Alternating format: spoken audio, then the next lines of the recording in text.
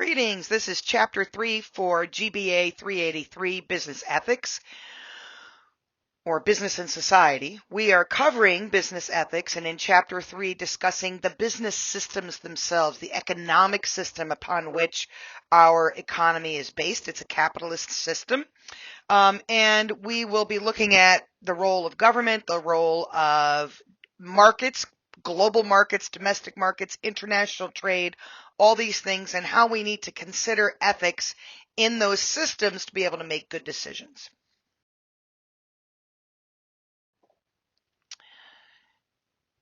There are 6 learning objectives in this chapter. Number 1, we want to talk about the impact of globalization on the business system.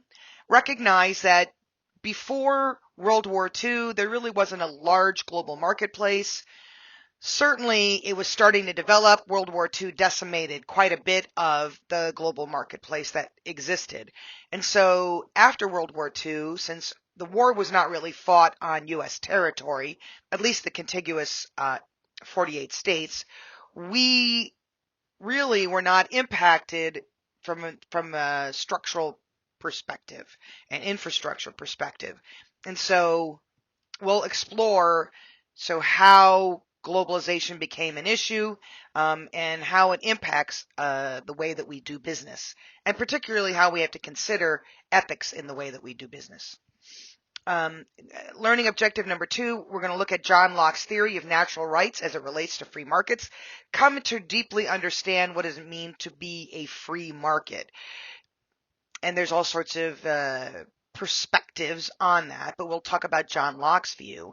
And then we will look at the key arguments associated with Adam Smith's utilitarian view of free markets, greatest good for the greatest number of people, if you recall our discussion of utilitarianism.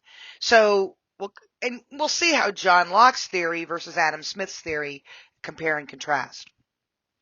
We will analyze the comparative advantage as a foundation for free trade among nations and how important it is to have a comparative advantage in order to be able to make a good trading relationship work.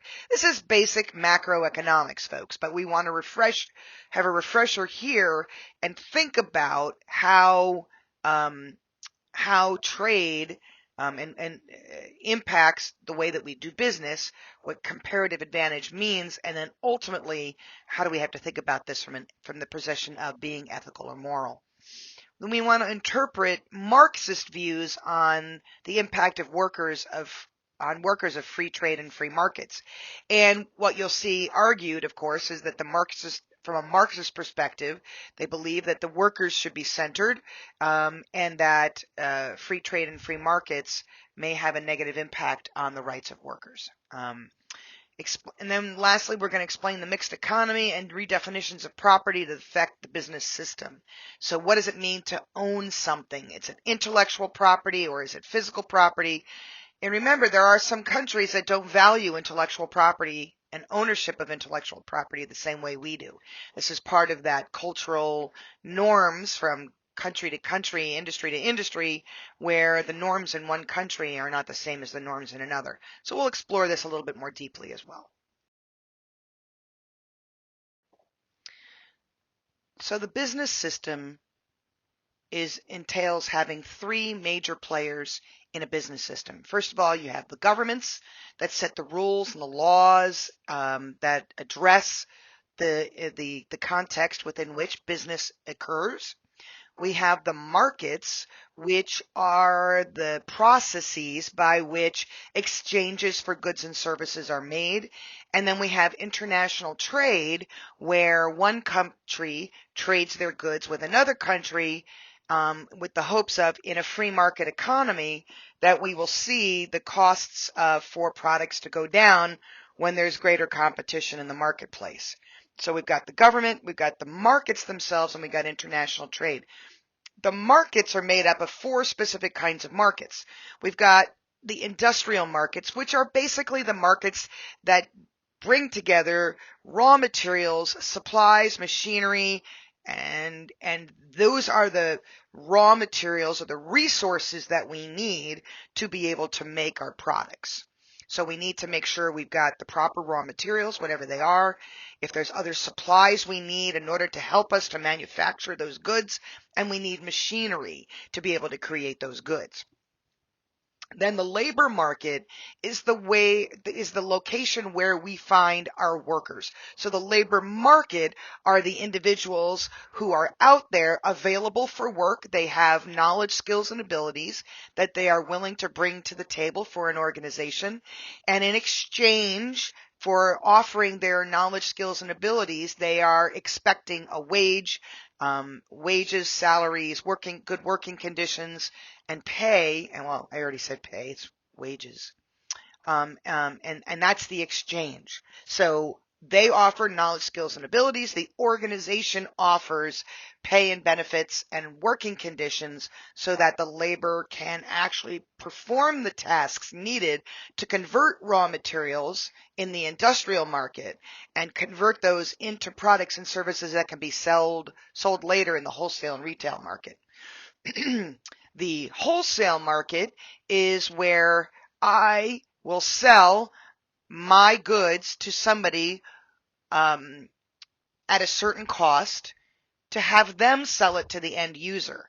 That means as the manufacturer, I'm not selling directly to the end user. I'm usually selling to an intermediary on a wholesale level who then takes those goods and sells it then out to the end users or the consumers. So if I make computer printers, I have my industrial market is I need the materials, I need the plastic, I need the electronics, I need the labor then to construct that printer. And then I sell my printer to companies like Office Max, Office Depot, Staples. I might sell them to Walmart or Costco or Sam's Club, directly. And those stores, those retail stores, will turn around and sell them to the end customer. And so there's markups that happen over time. I have my costs. I need to make a profit, so I put a markup there. Then I sell it to a middleman, the person who's going to sell it to the end user. Then they mark it up. So the markups happen multiple times over. So what it might cost to make a printer or an iPhone or a set of eyeglasses is comparatively low when we start to think about how the snowballing effect of the markets works. We start with the industrial market of creating something. The labor helps us to create something. It's sold to the wholesaler, and then the wholesaler sells it to the retailer, and then that actually gets sent to the end user at the end of the day. So the retail industry is selling it to that end user. So what is the impact of globalization on the business system? Let's start with some of the basic theories. Largely, we compare and contrast utilitarianism with socialism as well as moral rights, because John Locke really talks about the concept of the theory of moral rights as it applies to economic systems and business systems in general. And so what does a business system do first and foremost? The business system, as we said, is a combination of governments, markets, and trade, and it is the way that products and services are moved across the globe. We engage in trade because trade is the means by which we can get the products and services to people at the best price possible for everybody, or at least that's the basic assumption in a quote-unquote free market economy. And then the goal here is really to recognize that our business system needs to have these three parties working together.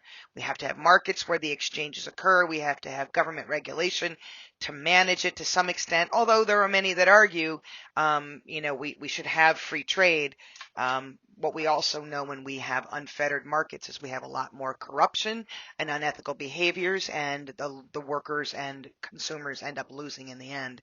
And so the goal of some government intervention is to sort of manage the misbehaviors that are out there, creating punishment for those who misbehave doing this. So should we have a free market, or should they be subjected to restrictions? And I take the position personally that I believe that we need to have some restrictions. I don't think that everything should be restricted. I think that we should be restricting behaviors that take advantage of people. That's what the Consumer Finance Protection Bureau is about. It is there as a watchdog to investigate when groups have misbehaved, when organizations have misbehaved and taken advantage of people, when industries have misbehaved and taken advantage of people, and putting more constraints on them. We run into depressions and recessions many times when we have like the market collapse in 2008, when there was no constraints on government on mortgage securities. So we had a housing collapse. And I was greatly affected by that myself personally. I had a house that I couldn't sell.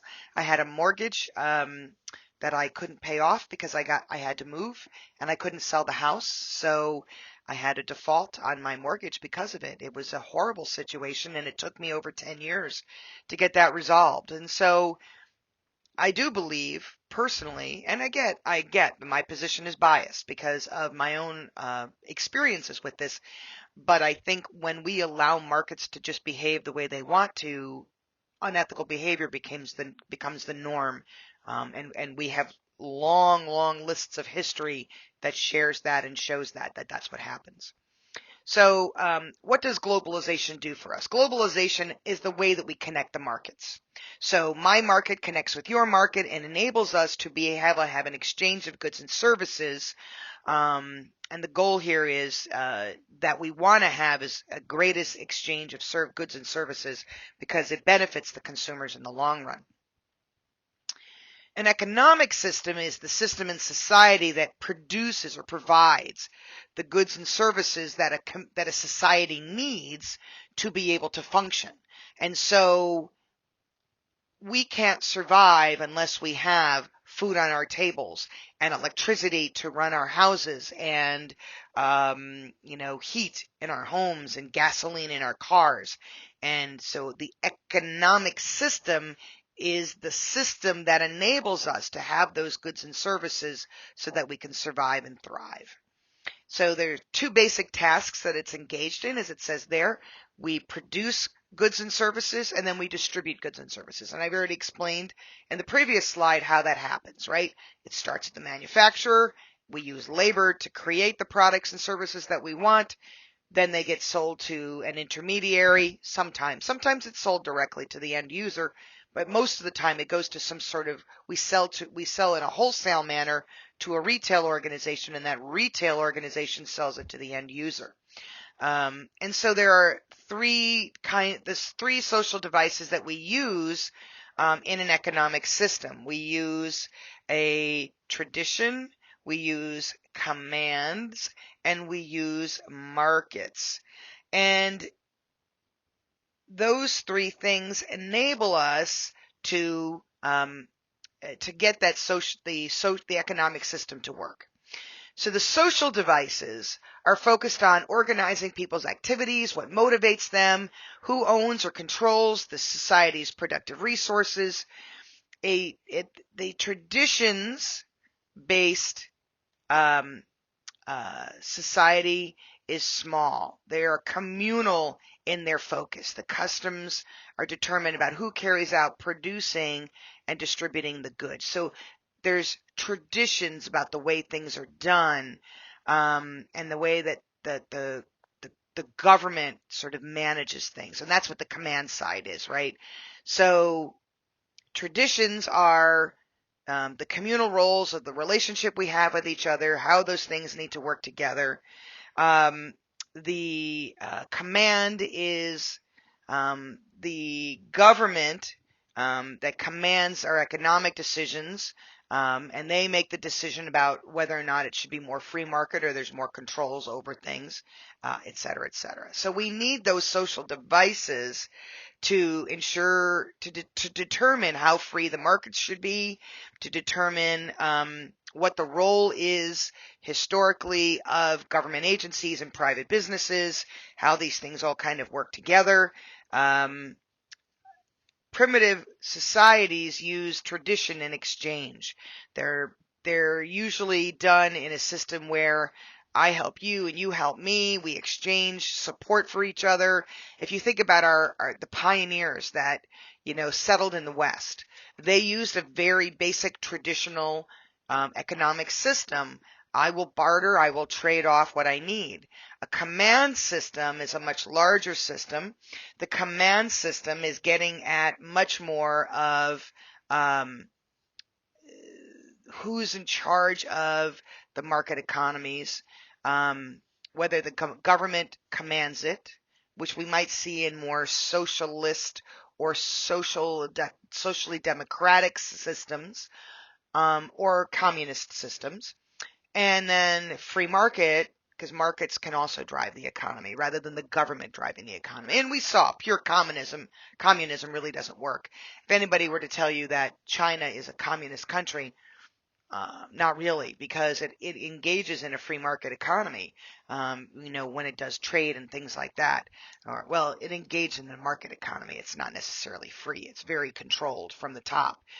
So it's less so about being communist at this point. We saw in the USSR, and now Russia, that a government controlled system is not always that good either. I don't think one extreme or the other in anything actually works. I think you need to have that fine line in the middle. You need to have some government controls over unethical behaviors and illegal behaviors, and then we need to have realms and a free market, in some respects, to let products and goods be sold as they need to be. So it's a lovely little balancing act between the command and the market focus. So let's talk about the two cases that are highlighted at this point in the chapter: Swingline versus Abbott Labs. And then what happened with Swingline is they it had a manufacturing company in New York City, and then at some point they fired all their workers and they moved their plant to Nogales, Mexico, because of the North American Free Trade Agreement. They could do the work in Mexico and send the products across the border to sell in the United States, and they could sell it for a cheaper price, or they could sell it for the same price with a greater profit margin because they paid their workers less money. And Abbott Labs had sort of a similar situation, but instead of Mexico, um, uh, they were in Thailand instead, with similar problems and concerns. So let's talk a little bit about, with Swingline. Is it ethical for a company to abandon workers who have given decades of their lives to make it a success? We're not talking about legal. We're talking about ethical. Is it ethical to abandon people who have worked for you loyally for years? And that, depending on which lens you use, which ethical theory you use to approach this, you might come up with very different conclusions. What ethical obligations does the company have to those workers left behind? Does it owe them money into retirement? Does it owe them lost wages? What are the ethical obligations to them? What ethical obligations do they have then towards their foreign workers? Are they going to treat them similarly? Should they be treating them similarly? Should government allow companies to move their operations to other countries, or should it slow it down and prevent them from doing that? And again, depending on who you talk to, everybody's got a different point of view on this. Some people, from the perspective of those who are in the labor market, they would argue that that's not fair at all, that we're allowing manufacturing jobs to go to places where the cost of living is significantly cheaper, so they don't have to pay competitive wages. But yet if those industries were to stay here, they would have to pay higher wages, and which means their profit margins would be tighter. Does that mean they're not making a profit here in the U.S.? Not at all. They're making a profit. They're just making a larger profit when they go to those situations abroad. As companies continuously search for cheaper labor, will this produce a race to the bottom that will unjustly reduce worker standards of living throughout the world? There's certainly some arguments to believe that, although we always have to be careful with slippery slope arguments. But if we're finding that more and more the standards of living are not staying elevated, certainly as the standard of living elevates in a country, they might move to a different country with a lower standard of living. Ultimately, it's going to catch up to a company. So let's look a little bit differently at Abbott's history. Has global free trade really benefited multinationals at the expense of poor nations? So Abbott, going off into different countries to do their work, and the trade that they have, has that had a good advantage for poor nations, or has it hurt them? Is it ethical for multinational companies, such as those large drug companies, to influence the rules that govern international trade to bend them to serve their own interests? This is basically what Abbott Labs was trying to do. Should governments intervene when companies seem to be engaging in unethical behavior? Is it ethical for governments to intervene in business affairs? And again, the extremes, do we want all controlled by government? No. Do we want 100% free market? No. There has to be somewhere in between where unethical and illegal behaviors that are taking advantage of people are managed well, so that workers can still make money, that products and services are safe and marketable, and we can proceed from there.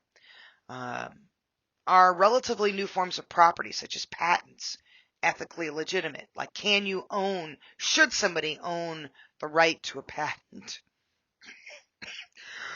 Excuse me. And some would argue, of course, that's intellectual property. Some countries and some areas don't believe in it.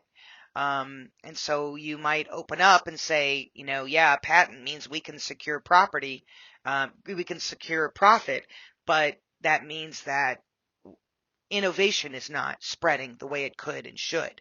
So sometimes patents can be a disincentive for shared innovation and shared development of new business ideas. Before we had such a robust patent market, people would learn about products and services, and then they would continue to grow, and they would the ideas would proliferate, and people would make more money and have more ideas.